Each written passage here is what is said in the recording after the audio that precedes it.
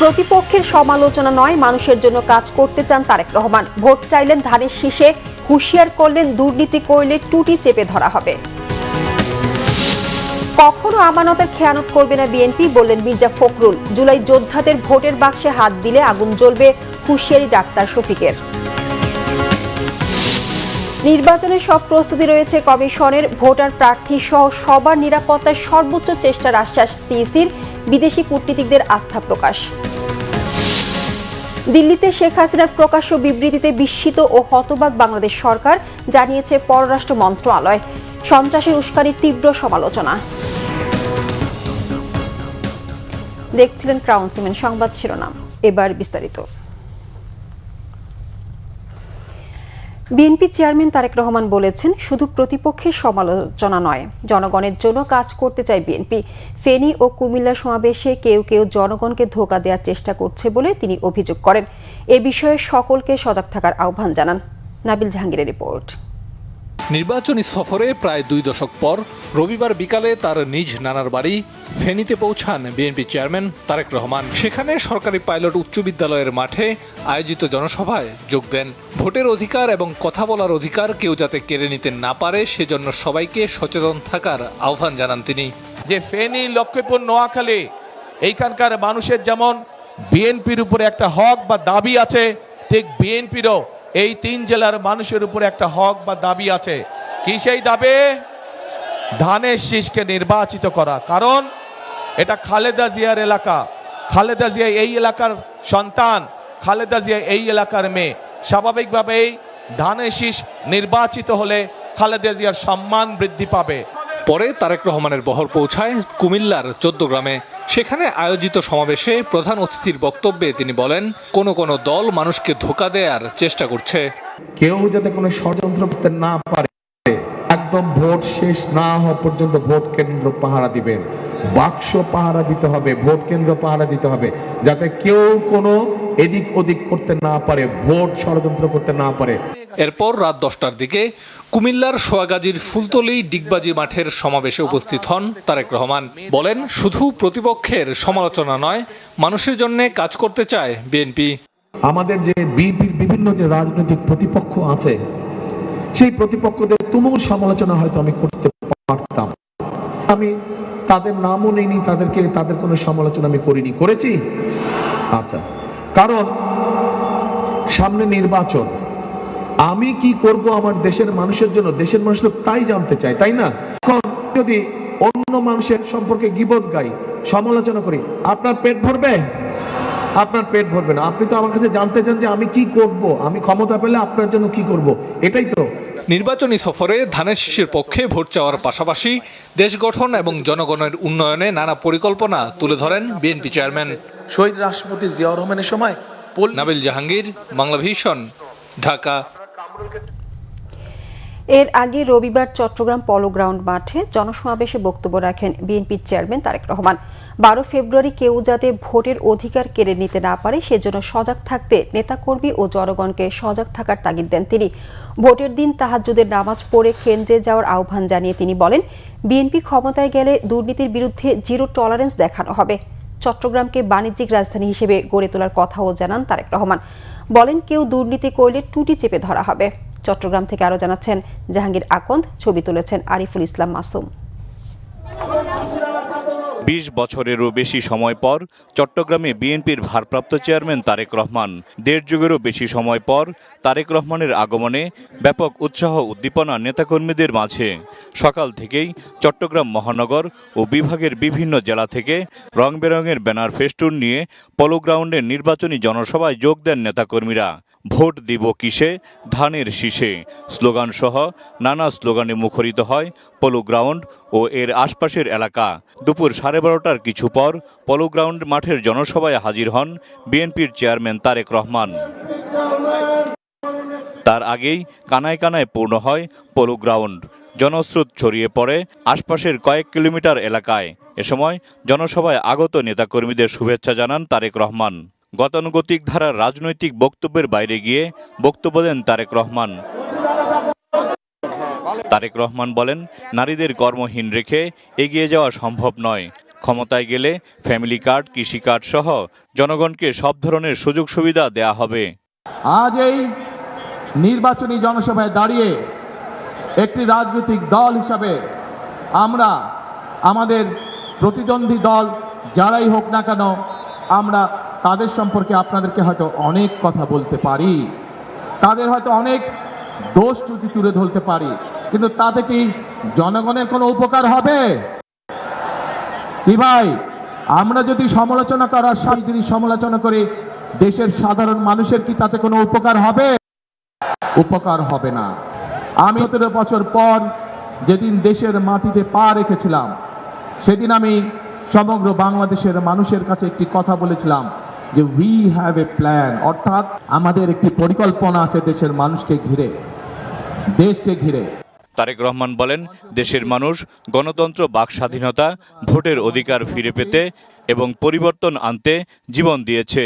BNP ক্ষমতায় গেলে পাহাড় সমতল, সবাইকে নিয়ে দেশ গড়বে। আন্দোলনের সময় আমরা দেখিনি কে সমতলের মানুষ, কে পাহাড়ের সময়। 71 সালে যুদ্ধের সময় আমরা দেখিনি কে সমতলের মানুষ, কে পাহাড়ের মানুষ। আমরা চাই সকলকে নিয়ে আমাদের সেই প্রত্যাশিত বাংলাদেশকে গড়ে তোলার জন্য। সে পাহাড়ের মানুষ হোক, সে সমতলের মানুষ হোক, সে ইসলাম ধর্মের মানুষ হোক, সে অন্য কোনো ধর্মের মানুষ হোক, আমরা সকলকে নিয়ে আমাদের প্রত্যাশিত বাংলাদেশকে গড়ে তুলতে চাই। ক্ষমতায় গেলে দুর্নীতির বিরুদ্ধে জিরো টলারেন্স ঘোষণা করেন তারেক রহমান। চট্টগ্রামকে বাণিজ্যিক রাজধানী হিসেবে ঘোষণা দিয়ে তা বাস্তবায়ন করা হবে বলে জানান তিনি। এই যে চট্টগ্রাম বাংলাদেশের ব্যবসা বাণিজ্যের প্রাণকেন্দ্র, সেই চট্টগ্রামের মানুষ সহ সারা বাংলাদেশের মানুষ চায় একটি নিরাপদ পরিবেশ, যেই নিরাপদ পরিবেশে তারা ব্যবসা বাণিজ্য করতে পারবে, বাণিজ্যিক সুবিধা তারা চায়। 12 তারিখে নির্বাচন, ইনশাআল্লাহ এই নির্বাচনের দিন আপনাদের কাছে আমার প্রত্যাশা, কখন যাবেন ভোট দিতে? না, এবার ফজরে গেলে হবে না, এবার তাহাজ্জুদের নামাজ পড়ার জন্য উঠতে হবে। তাহাজ্জুদের নামাজ পড়বেন এবং ভোট কেন্দ্রের সামনে গিয়ে, যার যেই ভোট কেন্দ্রের সামনে গিয়ে ফজরের নামাজ জামাত করে আদায় করবেন এবং তারপরে লাইন দিয়ে ভোটের জন্য দাঁড়িয়ে যাবেন যখনই ভোট কেন্দ্র খুঁজে পারবেন ইনশাআল্লাহ। তাহলে কথা একটাই, করব কাজ, গড়ব দেশ, সবার আগে বাংলাদেশ। 12 ফেব্রুয়ারির নির্বাচনের দিন কেউ যাতে ভোটাধিকার ছিনিয়ে নিতে না পারে, সেজন্য সবাইকে সজাগ থাকার আহ্বান জানান তারেক রহমান। পলো গ্রাউন্ডে নির্বাচনী জনসভার জনস্রোত ছড়িয়ে পড়ে আশপাশের এলাকায়। উজ্জীবিত নেতাকর্মীরা বলছেন, তারেক রহমান নির্বাচনী জনসভায় যে নির্দেশনা দিয়েছেন, মাঠে গিয়ে ধানের শীষের প্রার্থীকে বিজয়ী করতে, সেই অনুযায়ী তারা কাজ করবেন এবং তারেক রহমান বাংলাদেশ গড়ার জন্য যে পরিকল্পনা নিয়েছেন সেটা তারা বাস্তবায়ন করবেন। জাহাঙ্গীর আকন্দ, বাংলা ভিশন, পলো গ্রাউন্ড, চট্টগ্রাম। রবিবার সকালে চট্টগ্রামের হোটেল রেডিসন ব্লুতে তরুণদের সাথে পলিসি ডায়ালগ অনুষ্ঠানে বক্তব্য রাখেন তারেক রহমান। দোষারোপের রাজনীতি থেকে বেরিয়ে দেশ গড়তে তরুণদের পরামর্শ চান তিনি। পলিসি ডায়ালগ অনুষ্ঠানে তারেক রহমান জানান, নির্বাচিত হলে 20,000 কিলোমিটার খাল খনন করা হবে, বায়ু দূষণ রোধে 5 বছরে 50 কোটি গাছ রোপণ করা হবে। বিএনপি চেয়ারম্যান বলেন, নির্বাচিত হলে স্বাস্থ্য সুরক্ষায় সারা দেশে 1 লাখ হেলথ কেয়ারার নিয়োগ করা হবে, যার 80 থেকে 82% থাকবে নারী হেলথ কেয়ারার। প্রশিক্ষিত হেলথ কেয়ারাররা সারা দেশে সাধারণ স্বাস্থ্য সমস্যার সমাধান দেবে, যেন সামান্য সমস্যা নিয়ে কাউকে উপজেলা স্বাস্থ্য কমপ্লেক্স কিংবা মেডিকেল কলেজ হাসপাতালে দৌড়াতে না হয়। দেশে 1 লক্ষ হেলথ কেয়ারার অ্যাপয়েন্ট করব, যাদেরকে যে ফার্মাসিস্ট যেটা বললেন আপনি, ওই ট্রেনিং দিব, বেসিক হেলথ ট্রেনিং যাদের দেওয়া থাকবে। ঠিক আছে, তারা গ্রামে গ্রামে যাবে, একদম বাড়ি বাড়ি হিসাবে ওইভাবে আমরা প্ল্যানিং করে তাদেরকে সাজাবো আমরা, যে 1জন বা 2জন হেলথ কেয়ারার এই গ্রামটার জন্য রেসপন্সিবল থাকবে এবং তাকে আমরা ওখান থেকেই অ্যাপয়েন্ট করবো। বিশেষ করে বাংলাদেশে একটা প্রবলেম মহিলা এবং বাচ্চাদের ক্ষেত্রে, স্বামী বা ছেলে বা ভাই বাইরে কাজে ব্যস্ত, সময় দিতে পারছে না, ফলে মহিলা যদি অসুস্থ হয়, বাড়ির কোনো মহিলা অথবা বাচ্চা যদি অসুস্থ হয়, আচ্ছা ঠিক আছে কালকে নিবো ডাক্তারের কাছে, পরশু নিবো ডাক্তারের কাছে, কিন্তু বাচ্চাটা বা মহিলার অসুস্থতা বাড়েই যাচ্ছে। তো এই একটা সমস্যা আছে। কিন্তু হেলথ কেয়ারের যদি বাসায় বাসায় যায়, তখন মহিলা এবং শিশুরা এটার একটা অ্যাডভান্টেজ পাবে। আপনি এইভাবে আস্তে আস্তে আস্তে আস্তে এটা রাতারাতি হবে না, সময় লাগবে, কিন্তু আস্তে আস্তে আপনি হেলথ ফ্যাসিলিটিটা গ্রামে গ্রামে ঘরে ঘরে কম বেশি পৌঁছাতে পারবেন আপনি। বিএনপি মহাসচিব মির্জা ফখরুল ইসলাম আলমগীর বলেছেন, বিএনপির কাছেই জনগণ নিরাপদ, কখনো আমানতের খেয়ানত হবে না। যাকে খুশি তাকে ভোট দিলেও স্বাধীনতা বিরোধীদের ভোট না দেওয়ার আহ্বান তার। বলেন, মুক্তিযুদ্ধের সময় জামায়াত ছিল স্বাধীনতার বিরোধী। রবিবার সকালে ঠাকুরগাঁও সদর উপজেলার সালন্দর ইউনিয়নে নির্বাচনী গণসংযোগের সভায় প্রধান অতিথির বক্তব্যে তিনি একথা বলেন। মির্জা ফখরুল বলেন, মানুষের কল্যাণে কাজ করতে চায় বিএনপি। পরিবারে মায়েদের দেয়া হবে ফ্যামিলি কার্ড, যা একটি পরিবারের আর্থ সামাজিক খুঁটি হয়ে দাঁড়াবে। কৃষকদের দেয়া হবে কৃষি কার্ড, যার মাধ্যমে কৃষকরা ন্যায্য মূল্যে সার বীজ পেয়ে আরও সামনে এগিয়ে যাবে। এছাড়া স্বাস্থ্যসেবা, শিক্ষা ও যাতায়াতের ব্যবস্থার উন্নয়ন সহ বেকারদের জন্য কর্মসংস্থানের ব্যবস্থার পরিকল্পনা করা হয়েছে বলেও জানান বিএনপি মহাসচিব। আমরা কোনোদিন আপনাদেরকে বিক্রি করে সম্পদ বানাই না। আমাদের কাছে আপনারা নিরাপদ থাকতে পারবেন। আমরা অন্তত আপনাদের আমানত নিয়ে খেয়ানত করব না। আমরা মানুষের কল্যাণ করতে চাই, এই দেশে উদারপন্থী গণতন্ত্র চাই, নির্বাচনের মাধ্যমে দিয়ে সরকার গঠন করতে চাই এবং মানুষকে কথা বলার অধিকার দিতে চাই। যে প্রত্যেক বাড়িতে একজন মা প্রধান যিনি, তিনি একটা কার্ড পাবেন। এই কার্ডটাতে দিলে তিনি এই কার্ড দেখে ন্যায্য মূল্যে চাল, ডাল, লবণ, আটা এগুলো কিনতে পারবেন। আর সেই সঙ্গে হাসপাতালে গেলে চিকিৎসা পাবেন। আর তিনি এইটা দিয়ে বাচ্চাদের লেখাপড়ার সুযোগ সৃষ্টি করতে পারবেন। নির্বাচনে পরাজয়ের ভয়ে কেউ কেউ বাঁকা অন্ধকার গলিতে যেতে পারেন, আশঙ্কা জামায়াতের আমির ডাক্তার শফিকুর রহমানের। জুলাই যোদ্ধাদের ভোটের বাক্সে হাত দিলে আগুন জ্বলবে বলে হুঁশিয়ারি দেন।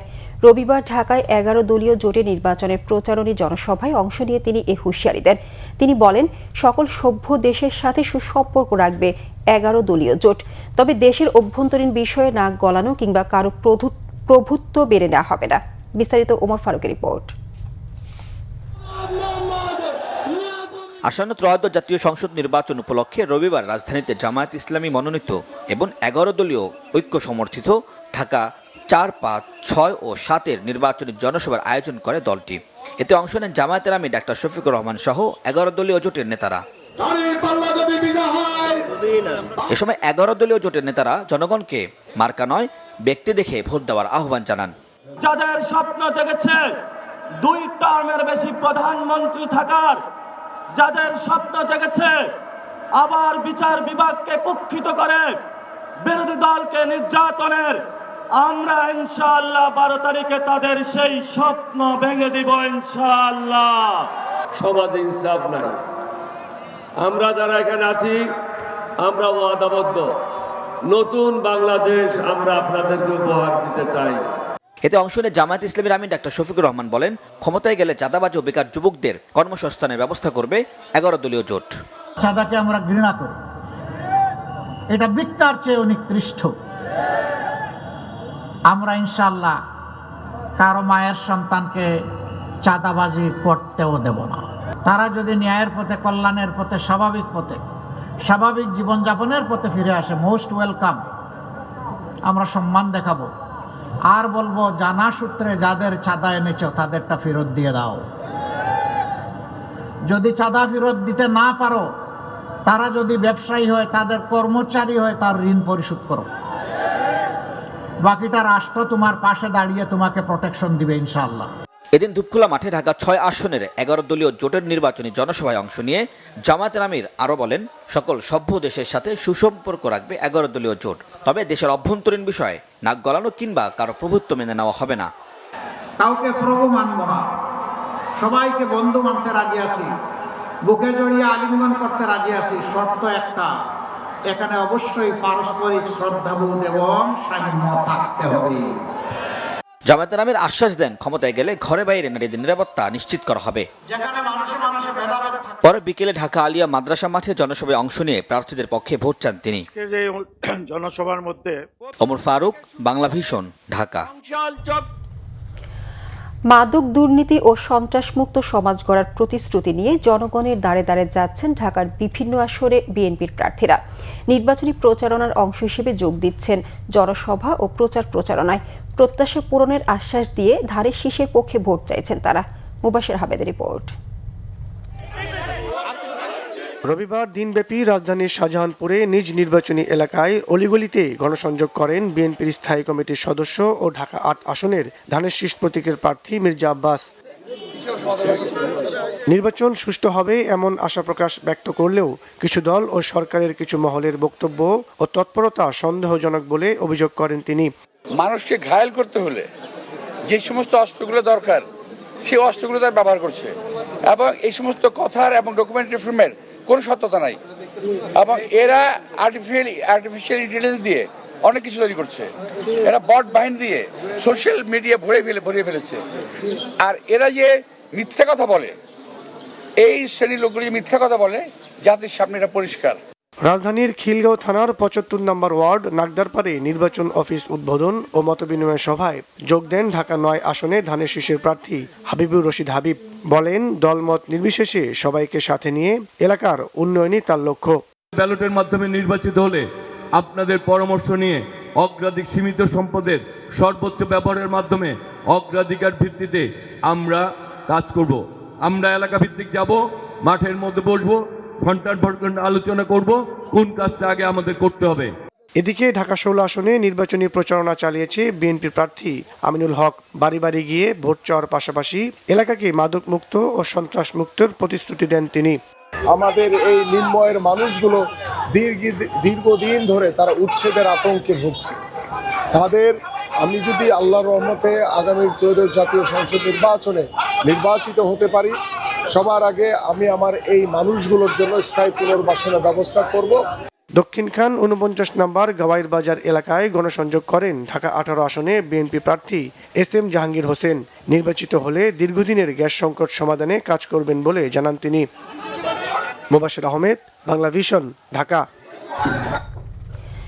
ব্যবসায়ীদের পাশে দাঁড়ানো এবং দেশের অর্থনীতি শক্তিশালী করাই বিএনপির মূল লক্ষ্য বলে মন্তব্য করেছেন ঢাকা ৬ আসনের ধানের শীষের প্রার্থী ইশরাক হোসেন। তিনি বলেন, ব্যবসা বাণিজ্য যত বাড়বে তত বেশি কর্মসংস্থান হবে। তাই ব্যবসা বান্ধব পরিবেশ ও শক্তিশালী অর্থনীতির প্রতিশ্রুতি বিএনপির। রবিবার পুরান ঢাকার ব্যবসায়ীদের সাথে এক মতবিনিময় সভায় তিনি এসব কথা বলেন। ইশরাক হোসেন বলেন, বেকারত্ব দূর করতে ব্যবসায়ীদের ব্যবসা সম্প্রসারণের জন্য সরকারি সহযোগিতা অত্যন্ত প্রয়োজনীয়। অর্থনীতি শক্তিশালী হলে প্রতিরক্ষা, শিক্ষা, স্বাস্থ্য ও অন্যান্য নাগরিক সুযোগ সুবিধা নিশ্চিত করা সম্ভব। এছাড়া বংশালে Bangladesh pipe and tube well merchants অ্যাসোসিয়েশনের উদ্যোগে সাবেক ৩ বারের প্রধানমন্ত্রী বেগম খালেদা জিয়ার স্মরণে আয়োজন করা হয় কোরআন খতম ও দোয়া মাহফিল। এতে যোগ দিয়ে ইশরাক হোসেন বলেন, এই নির্বাচন সুষ্ঠু, সঠিক ও শান্তিপূর্ণভাবে সম্পন্ন করতে পারলে এবং শান্তিপূর্ণ উপায়ে রাষ্ট্র পরিচালনার দায়িত্বভার বা ক্ষমতা হস্তান্তরের প্রক্রিয়া নিশ্চিত করতে পারলে যে গণতান্ত্রিক বাংলাদেশ প্রতিষ্ঠার জন্য আমরা লড়াই করেছি তা বাস্তব রূপ পাবে। আমরা বাংলাদেশ জাতীয়তাবাদী দল বিএনপি সবসময় ব্যবসা বান্ধব এবং আমাদের অর্থনীতিকে অগ্রগামী করার জন্য বিভিন্ন ধরনের নীতিমালা ইতিপূর্বে আমরা নিয়েছি। আপনাদের ব্যবসা যত বৃদ্ধি পাবে, লোকজনকে আপনারা চাকুরি দিতে পারবেন, আপনারা কর্মসংস্থান তৈরি করতে পারবেন। বেকারত্ব দূর করার জন্য ব্যবসায়ী সমাজকে তাদের ব্যবসা সম্প্রসারণের জন্য সরকারি সহায়তা দেওয়াটা অত্যন্ত প্রয়োজনীয় বলে আমি মনে করি। প্রার্থী, ভোটার সহ সবার নিরাপত্তার সর্বোচ্চ চেষ্টার কথা জানিয়েছে নির্বাচন কমিশন। এ বিষয়ে প্রস্তুতির বিস্তারিত তুলে ধরেছে ঢাকায় নিযুক্ত বিদেশি কূটনীতিকদের কাছে। রবিবার বিভিন্ন দেশের কূটনীতিকদের সাথে আলোচনা শেষে এসব তথ্য জানান প্রধান নির্বাচন কমিশনার AFF নাসিরুদ্দিন। আর ইউরোপীয় ইউনিয়ন ও UNDPর প্রতিনিধিদের আশা নির্বাচনটি অংশগ্রহণমূলক হবে। রিপোর্ট সৈকত সাদিকের। ত্রয়োদশ জাতীয় সংসদ নির্বাচন ও গণভোট নিয়ে বাংলাদেশে কর্মরত রাষ্ট্রদূত ও বিদেশি সকল মিশনের কূটনীতিকদের সঙ্গে বৈঠক করেছে ইসি। রবিবার সকালে ঢাকার একটি হোটেলে এ বৈঠকে ছিলেন প্রধান নির্বাচন কমিশনার AMM নাসিরুদ্দিন সহ 4 কমিশনার। এই সময় পোস্টাল ভোট, আইন শৃঙ্খলা সহ নির্বাচনের সার্বিক পরিস্থিতি জানতে চান কূটনীতিকরা। প্রায় 1.5 ঘন্টার বৈঠক শেষে নির্বাচন নিয়ে ইসির সার্বিক প্রস্তুতিকে স্বাগত জানিয়ে বিভিন্ন দেশের প্রতিনিধিরা সন্তোষ প্রকাশ করেন। had an excellent briefing today from জাতীয় নির্বাচন আয়োজনের জন্য গত কয়েক মাস ধরে তাদের কর্মকাণ্ড এবং আমাদের সাথে যোগাযোগ রক্ষা করায় তাদেরকে অনেক ধন্যবাদ। in preparing for this consequential election. I am convinced that the election commission সুষ্ঠু নির্বাচনের আয়োজনের জন্য আইন শৃঙ্খলা রক্ষা সহ নির্বাচন কমিশনের সার্বিক প্রস্তুতিতে আমরা আশ্বস্ত হয়েছি। and that's what we have seen and that's what we've heard here today. পরে সাংবাদিকদের প্রশ্নের জবাবে সিসি বলেন, আলোচনা ফলপ্রসূ হয়েছে। নির্বাচন সুষ্ঠু করতে নিশ্ছিদ্র নিরাপত্তার ব্যবস্থা করবে ইসি। পোস্টাল ভোটের পদ্ধতিটা জানতে চেয়েছেন ওনারা। তারপরে আমাদের ল এনফোর্সমেন্ট এজেন্সির ডেভেলপমেন্ট, কী পরিমাণ লোকজন ডেভেলপমেন্ট হবে, কী প্ল্যান, কার আন্ডারে এগুলো চলবে, ল এনফোর্সমেন্ট এজেন্সি হবে। আমরা বুঝিয়েছি যে এখানে আমরা নিশ্চিদ্র নিরাপত্তার ব্যবস্থা ইনশাল্লাহ আমরা করব, যাতে অত্যন্ত শান্তিপূর্ণভাবে সবাই এই যে কেন্দ্রে আসতে পারে, ভোটটা দিতে পারে, ভোটটা দিয়ে যাতে ফিরে যেতে পারে। সিসি আরও বলেন, শান্তিপূর্ণভাবে ভোট দেওয়ার সব ব্যবস্থা করা হবে। আমরা এখানে যে আর্মি ডেপ্লয় করব, বিজিবি ডেপ্লয় করব, র্যাব ডেপ্লয় করব, আমার এই যে নৌবাহিনী, বিমান বাহিনী, তারপরে answer, all the huge deployment will be there. আমাদের তরফ থেকে we will do our best to ensure a safe environment for the voters এবং এটা ইনশাআল্লাহ আমরা পারবো। এবার নির্বাচন পর্যবেক্ষণে 83 বিদেশি প্রতিষ্ঠানকে ইসি আমন্ত্রণ জানালেও এখন পর্যন্ত নিশ্চিত করেছে 36টি। সৈকত সাদিক, বাংলা ভিশন, ঢাকা। মানবতা বিরোধী অপরাধে দণ্ডিত সাবেক প্রধানমন্ত্রী শেখ হাসিনার দিল্লিতে প্রকাশ্য একটি অনুষ্ঠানে বিবৃতি দেওয়ায় বাংলাদেশের সরকার ও জনগণ বিস্মিত এবং হতবাক বলে জানিয়েছে পররাষ্ট্র মন্ত্রণালয়। রবিবার এক বিবৃতিতে একথা জানায় পররাষ্ট্র মন্ত্রণালয়। বিবৃতিতে বলা হয়, পলাতক শেখ হাসিনা, যিনি মানবতা বিরোধী অপরাধের জন্য আন্তর্জাতিক অপরাধ ট্রাইব্যুনালে দোষী সাব্যস্ত হয়েছেন, গত 23 জানুয়ারি দিল্লিতে একটি অনুষ্ঠানে একটি বিবৃতি দেওয়ার সুযোগ দেওয়া হয়েছিল, যেখানে তিনি প্রকাশ্যে বাংলাদেশ সরকারকে অপসারণের আহ্বান জানান, তার দলের অনুগত এবং সাধারণ জনগণকে সন্ত্রাসী কর্মকাণ্ড চালানোর জন্য নির্লজ্জ উস্কানি দেন, বাংলাদেশের আসন্ন সাধারণ নির্বাচনকে বাধাগ্রস্ত করার জন্য, নির্বাচনের আগে ও নির্বাচনের দিন সহিংসতা ও সন্ত্রাসী কর্মকাণ্ডের জন্য বাংলাদেশ এই সংগঠনকে দায়ী করবে এবং এর অশুভ ষড়যন্ত্র ব্যর্থ করতে যথাযথ ব্যবস্থা নেবে। পররাষ্ট্র মন্ত্রণালয় জানায়, বাংলাদেশ সরকারের বারবার অনুরোধ সত্ত্বেও দ্বিপক্ষীয় প্রত্যর্পণ চুক্তির আওতায় শেখ হাসিনাকে বাংলাদেশের কাছে হস্তান্তর করার বাধ্যবাধকতা ভারত এখনও কার্যকর না করায় বাংলাদেশ গভীরভাবে ক্ষুব্ধ। এটি স্পষ্টতই বাংলাদেশের গণতান্ত্রিক উত্তরণ এবং শান্তি ও নিরাপত্তাকে হুমকির মুখে ফেলেছে। বাংলাদেশকে টি-20 বিশ্বকাপ থেকে বাদ দেয়ায় আইসিসির আচরণের সমালোচনা বাড়ছে আন্তর্জাতিক অঙ্গনে। আইসিসির ভেতরে সমস্যা দেখছে আন্তর্জাতিক ক্রিকেটারদের সংগঠন ওয়ার্ল্ড ক্রিকেটার্স অ্যাসোসিয়েশন WCA। মানিক মাহমুদের রিপোর্ট। নিরাপত্তা শঙ্কায় ভারতে খেলতে না যাওয়ার সিদ্ধান্তে বাংলাদেশকে টি-20 বিশ্বকাপ থেকে বাদ দিয়েছে আইসিসি। সুযোগ পেয়েছে স্কটল্যান্ড। আইসিসির এমন আচরণে আন্তর্জাতিক অঙ্গনে বইছে সমালোচনার ঝড়। সামাজিক যোগাযোগ মাধ্যমে ক্ষুব্ধ প্রতিক্রিয়া জানিয়েছেন সাবেক ক্রিকেটার থেকে সংগঠকরাও। সামাজিক যোগাযোগ মাধ্যম এক্স হ্যান্ডেলে আইসিসির আচরণে হতাশা প্রকাশ করেছেন পাকিস্তানের সাবেক অধিনায়ক শহীদ আফ্রিদি। দুঃখজনক বলে মন্তব্য করেছেন পাকিস্তানের আরেক সাবেক ক্রিকেটার মোহাম্মদ ইউসুফ। অস্ট্রেলিয়ার সাবেক পেসার জেসন গিলেস্পিও আইসিসির দ্বৈত নীতিতে ক্ষুব্ধ। বিশ্বকাপের মতো আসরে খেলতে না পারা টাইগার ক্রিকেটারদের জন্য বড় ক্ষতি বলে মনে করেন দক্ষিণ আফ্রিকার তারকা জন্টি রোডস। বাংলাদেশের অনুপস্থিতি ক্রিকেটের জন্য দুঃখজনক মন্তব্য আন্তর্জাতিক ক্রিকেটারদের সংগঠন ওয়ার্ল্ড ক্রিকেটার্স অ্যাসোসিয়েশনের।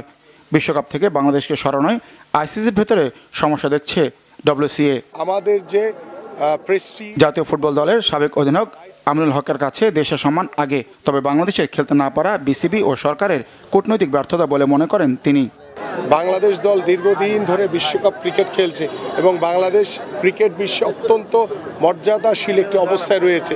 সেখানে কার ল্যাকিংসের কারণে এবং কেন এই ধরনের কমিউনিকেশনের অভাবে কেন আমরা খেলতে যেতে পারছি না। সবার আগে হচ্ছে আমার খেলোয়াড়দের নিরাপত্তা।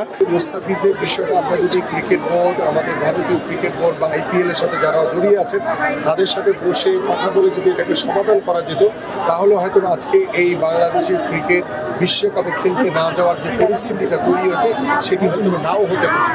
এই জায়গা থেকে আমার কাছে মনে হয় যে আমার যে ক্রিকেট বোর্ড অত্যন্ত নির্বুদ্ধিতার পরিচয় দিয়েছে। তাদের এই হঠকারী সিদ্ধান্ত সিদ্ধান্তের কারণে আমি মনে করি যে আমার দেশের ক্রিকেট ক্ষতিগ্রস্ত হবে। বর্তমান ক্রিকেট বোর্ডের ব্যর্থতার দায় সাবেক ক্রীড়া উপদেষ্টার উপর চাপিয়েছেন আমিনুল। সাকিবকে হঠাৎ করে কেন্দ্রীয় চুক্তিতে রাখা শাক দিয়ে মাছ ঢাকার চেষ্টা মনে করেন তিনি। ক্রীড়া উপদেষ্টা যেভাবে সরাসরি ক্রিকেট বোর্ডকে কলঙ্কিত করেছে, ক্রিকেট বোর্ডকে প্রশ্নবিদ্ধ করেছে, আমাদের সেই অনভিজ্ঞ ক্রীড়া উপদেষ্টা সেটা না করলেও পারতেন।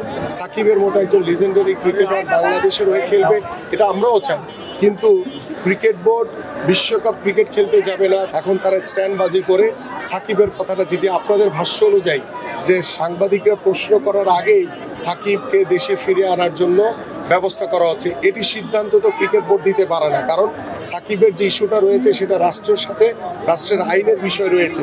সেই রাষ্ট্রীয় আইন অমান্য করে ক্রিকেট বোর্ডের কোনো এখতিয়ার নাই সাকিবকে ফিরে আনার। এদিকে বাংলাদেশকে সমর্থন জানিয়ে বিশ্বকাপ বয়কটের গুঞ্জনের মাঝেই দল ঘোষণা করেছে Pakistan cricket board. Salman agar নেতৃত্বে পাকিস্তান বিশ্বকাপে অংশ নেবে কিনা সেই সিদ্ধান্ত নেওয়ার ভার সরকারের উপর ছেড়ে দিয়েছে পিসিবি। মানিক মাহমুদ, বাংলা ভিশন, ঢাকা। সংবাদ শেষ করব ক্রাউন সিমেন্ট শিরোনামগুলো আরেকবার জানিয়ে।